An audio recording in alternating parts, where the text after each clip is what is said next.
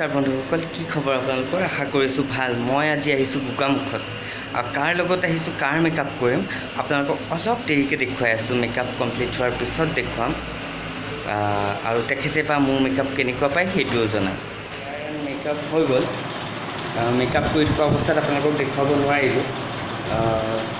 বায়ে কেনেকুৱা পাইছে বা অলপ কৈ দিলে ভাল লাগিব।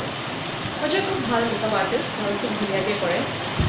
চিম্পল অসমীয়া যদি লুক দিবলৈ হয় অতি সুন্দৰ মেকআপ কৰে। গতিকে thank you Ajay. Thank U.